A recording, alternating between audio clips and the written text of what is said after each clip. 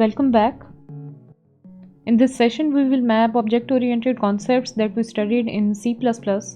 Here's how we will proceed. First, we will define and recall the classes and objects concept.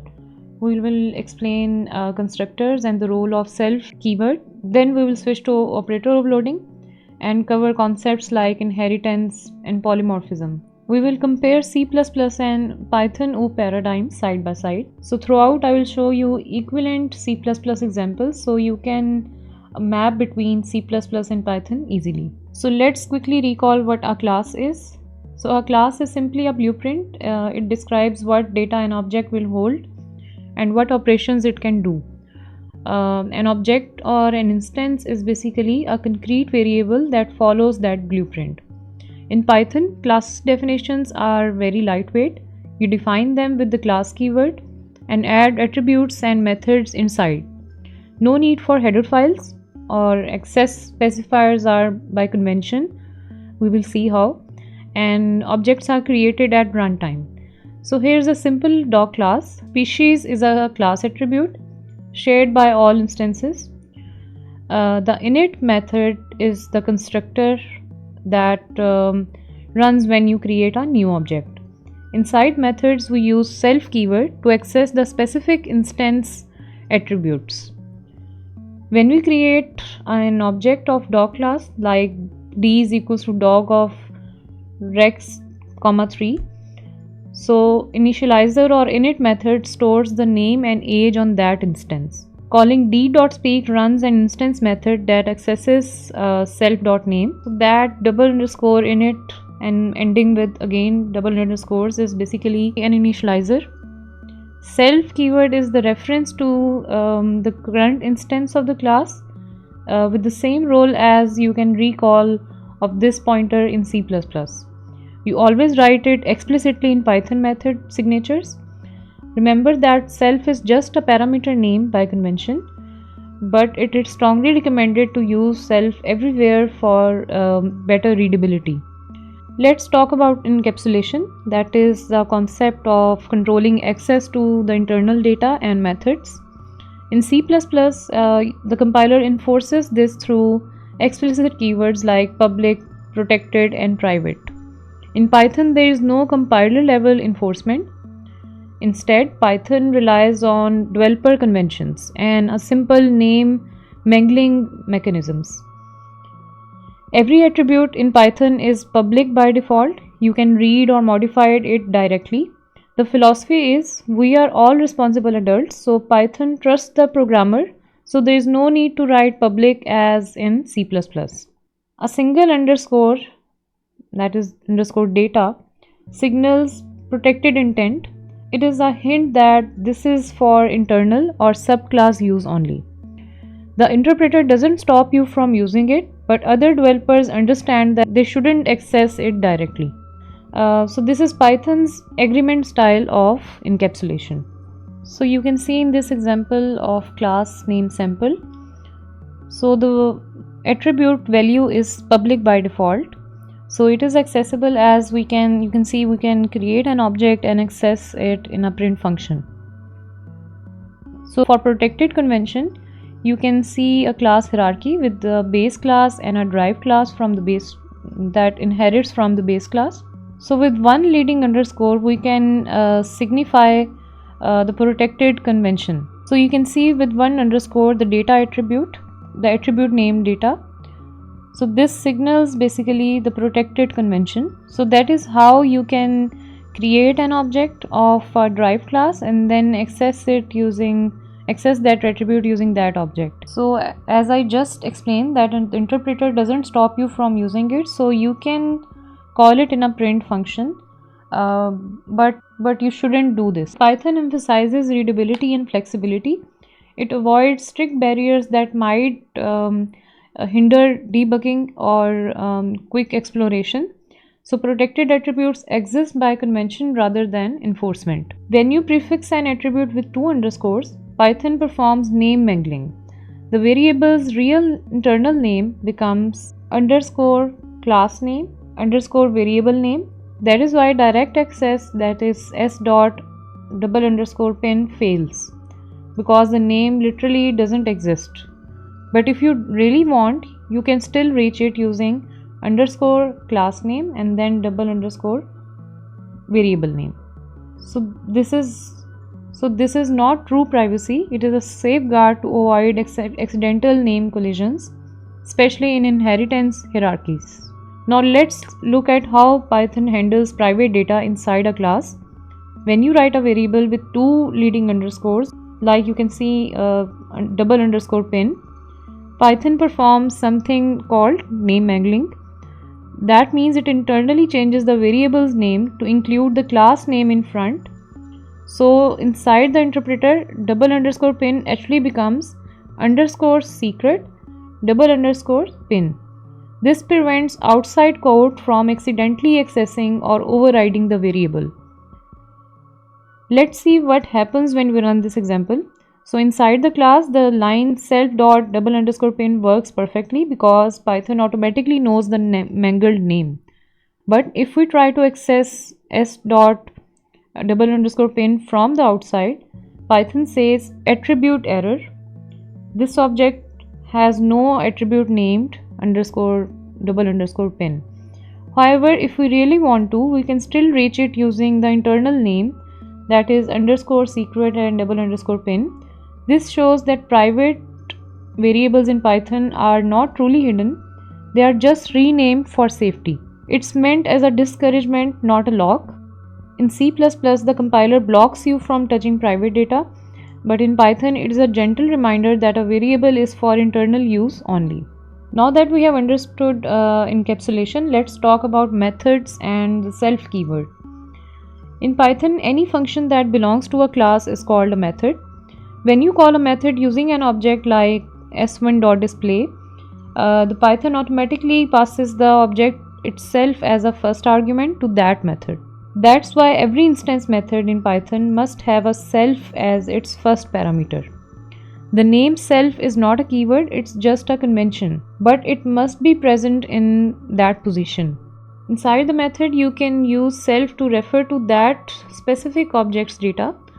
For example, you can see in this example, self.name and self.marks means the name and marks that belong to this particular student. This is very similar to this pointer in C++, which also refers to the current object, but unlike C++, where this is implicit, in Python you must explicitly include the self in your parameter list. Here you can see a quick comparison between Python and C++ with respect to current object, method definition, method call, and purpose. Now that we understand how classes and objects work, let's move on to one of the most important distinctions in Python's object-oriented model, that is basically the difference between instance variables and class variables. In Python, variables that belong to a class can exist at two levels, either at the object level or at the class level. Instance variable belongs to a specific object. It is created inside the initializer, that is the constructor, the init method, and each object keeps its own copy. Class variable, on the other hand, is defined directly inside the class body, outside of any methods. There is only one copy of it, shared by all the instances of that class.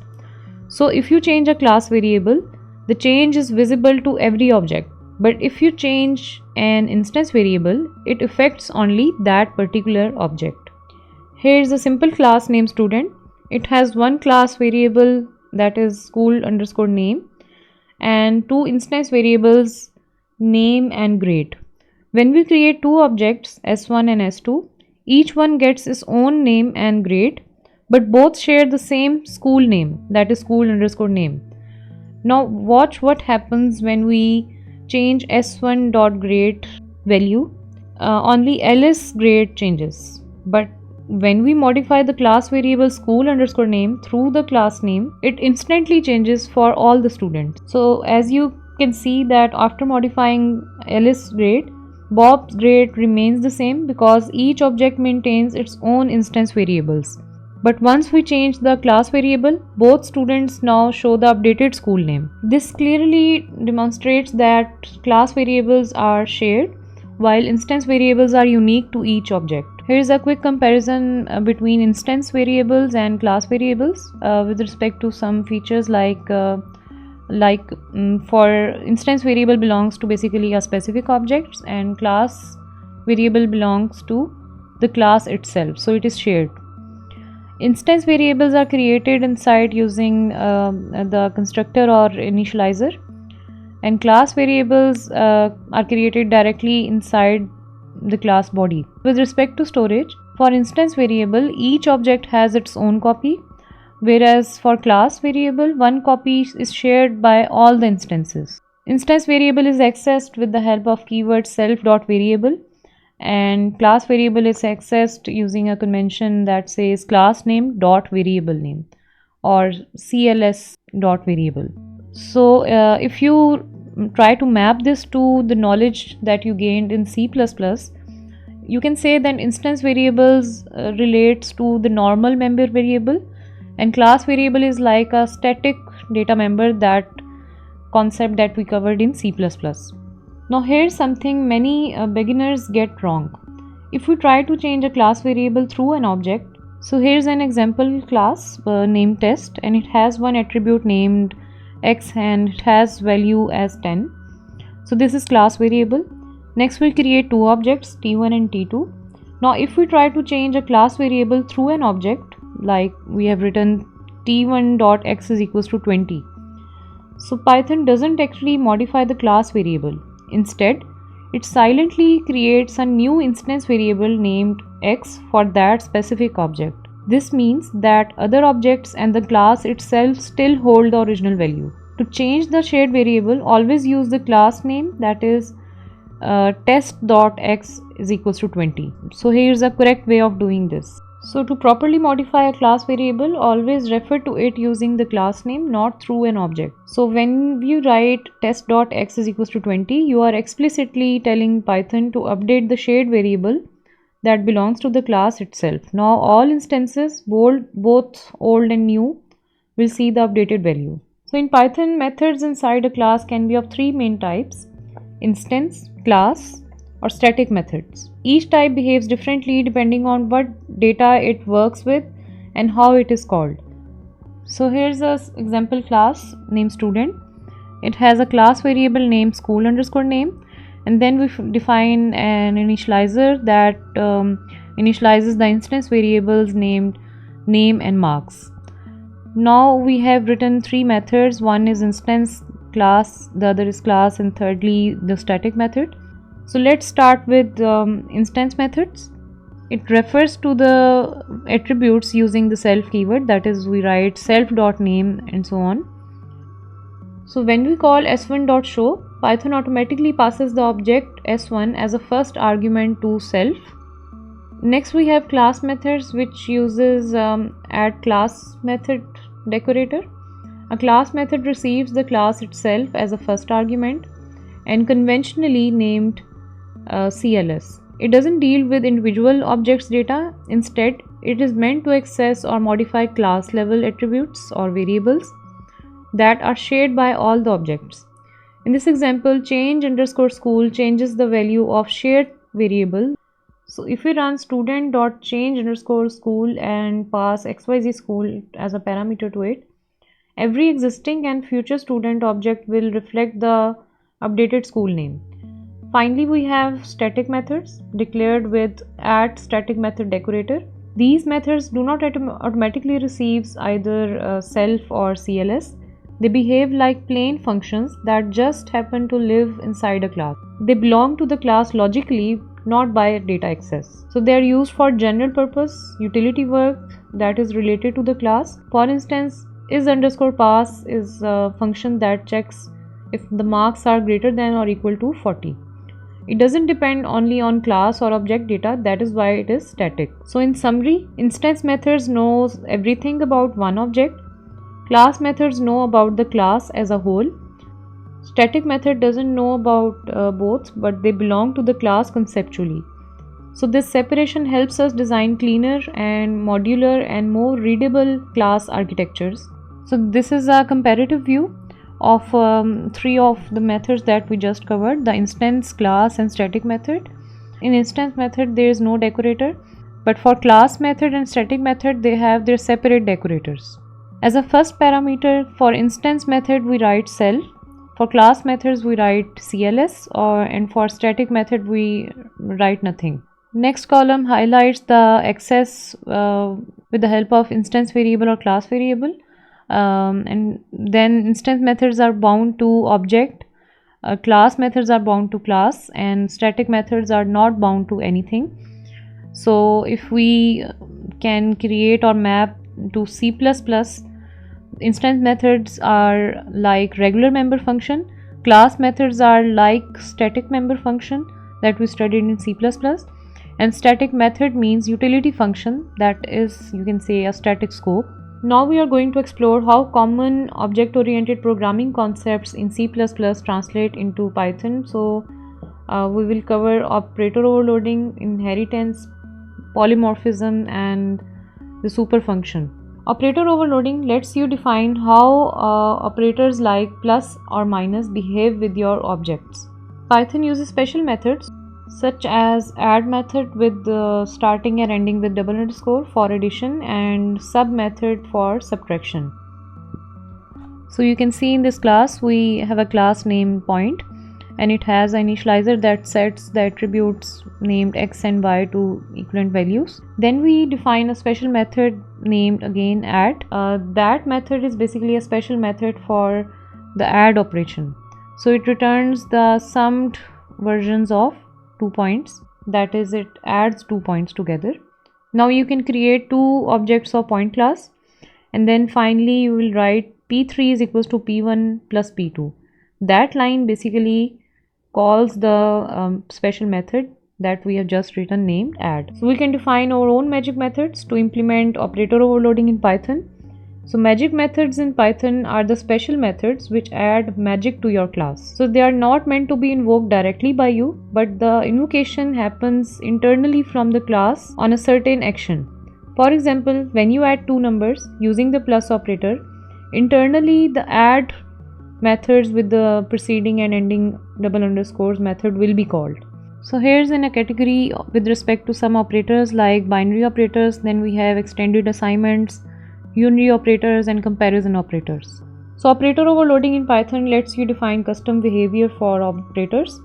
Let's look at examples of each category of magic methods. So binary operators, here we define a point class. By implementing add, we can add 2 point objects using plus. This is similar to overloading operator plus that we covered in C++. Next, for extended assignment, that is iadd function. So the counter class shows plus equals to using the iadd. Instead of creating a new object, the existing object is updated in place. Unary operators like negation can also be customized. In the vector class, neg name function flips the signs of x and y. So minus v or negation of v produces a new negated vector. As you can see, 2 becomes minus 2 and 3 becomes minus 3. Finally, comparison operator. So comparison operators like less than are overloaded using the methods such as that again underscores, and the name is lt. Here box objects are compared by their volume. So as the volume of b1 is less than b2, that is true, so we can see true in output. By using these magic methods, Python lets you make your objects behave like built-in types. So this is one of the most powerful features for writing intuitive and clean object-oriented code. We will understand one of the most powerful object-oriented features, that is inheritance.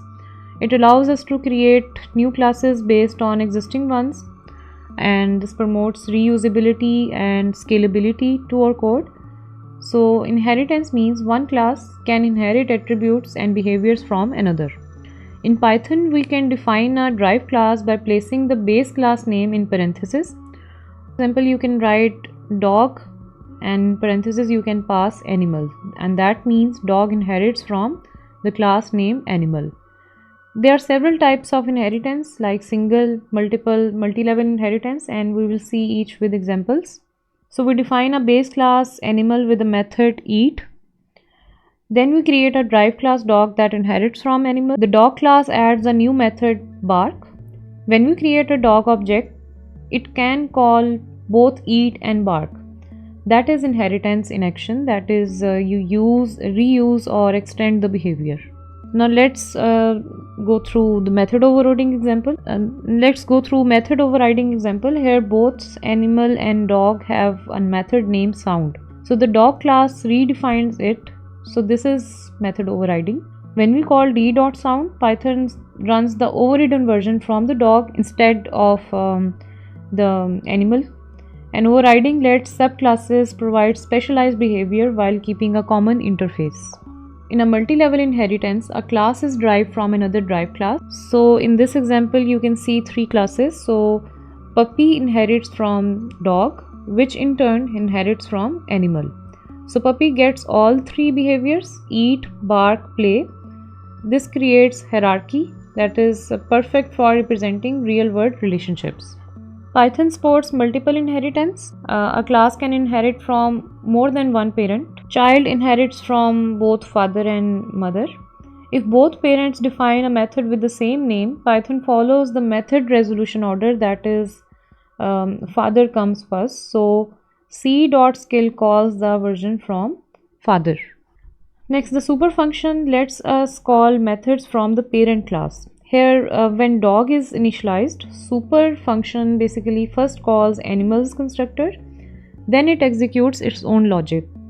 So super helps us avoid redundant code and ensures parent behavior is properly inherited. To summarize, inheritance in Python lets us build hierarchies, reuse code, and extend your functionality. So understanding it is a key to master object-oriented programming design in Python. We will explore polymorphism, that is one of the pillars in OOP, and see how Python's super method helps us manage class relationships neatly when inheritance is involved. So polymorphism literally means many forms. It lets you use a common interface, say a speak method, that behaves differently for different objects, for dog and cat. So in C++, this is done using virtual functions, while in Python it happens naturally through method overriding. So we define a base class named animal with the method speak. Then we create subclasses dog and cat, each overriding the speak method. Now when we loop through the list of animal objects, that is maybe dog, cat, animal, and call speak, each executes its own version. That is runtime polymorphism. The right method is chosen depending on the object's actual type. In Python, polymorphism doesn't need inheritance. This is called duck typing. Both duck and fish have a swim method even though they are unrelated. So Python says if it looks like a duck and swims like a duck, it is fine. When we call swim on each object, the correct method runs automatically. So for example, with super function, you can see that in dog class we can call the method of the parent class, that is animal's version of speak method, with super keyword or super function. So it first calls the animal speak version and then performs the logic that is written inside speak version of the dog class. So here we have three classes A, B and C forming a chain of inheritance. Each one defines a show method but calls its parent version with super function. When we call c.show, Python automatically resolves the order through method resolution order. So the output executes from top parent to the bottom child, that is A, then B, then C. To sum up, polymorphism let us write flexible and extensible code. Python's dynamic nature even supports polymorphism without inheritance. Meanwhile, super gives us a clean and reliable way to connect the inheritance chain. Now let's see abstract class and interface.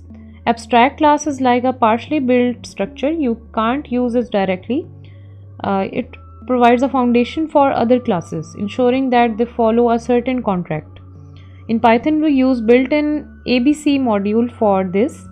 We import ABC, an abstract method from ABC module. So animal inherits from ABC, making it abstract base class. The speak method is marked with the marker at abstract method, meaning subclasses must define it. You cannot create an instance of animal directly, so it's just a contract.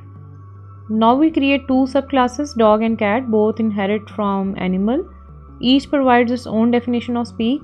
Now we can create dog and cat objects and call speak polymorphically. If any subclass forgets to implement speak, Python raises an error enforcing design integrity. So in Python, interfaces don't exist as a separate keyword, but we can mimic them using abstract base classes with only abstract methods. So abstract classes can share logic, while interface-like classes only define rules. Here we define an interface like abstract class drawable. It only declares draw, no implementation. Every subclass like circle or square must define draw function. This ensures consistency across all drawable objects. Abstract classes can have both concrete and abstract methods. So vehicle defines a concrete start method and an abstract fuel_type function. Car inherits and implements only abstract part. This gives us flexibility, that is shared behavior plus some custom rules. In Python, aggregation and composition concepts mean exactly the same as in C++. They describe has a relationship between the objects. So in this example, let's quickly see how this is done in Python. Car has an engine showing composition. So the car owns its engine object, and when the car is destroyed, the engine goes with it. If we wanted aggregation instead, we will just pass the engine into the car's constructor rather than creating it inside. So the concept and purpose all remain identical to what you have already seen in C++. So nothing new here conceptually. So Python just makes it cleaner with dynamic typing and no need for pointers or explicit descriptors. So here's how OOP concepts map one-to-one across both the languages, that is classes, objects, inheritance, polymorphism exist in both. Only the syntax. So here's a quick comparison among the both implementations in C++ and Python. So with respect to class definition, they have a similar structure, but Python uses indentation instead of braces. For object creation, Python always uses parentheses in constructor call. Access specifier, Python relies on naming conventions. For constructors, in C++ you define class name methods, and in Python, as we have covered the initializer method, the init method, so Python uses magic methods for again operator overloading. So in C++ we have studied the concept of destructor. In Python, the garbage collector handles all the cleanup. The syntax is almost similar for inheritance. Python supports multiple inheritance more easily, and it is inherently polymorphic. You can do dynamic binding by default, but as you can recall that in C++ for achieving polymorphism you have to use virtual functions. So encapsulation is enforced with the help of access specifiers in C++, while this is achieved using naming conventions using Python.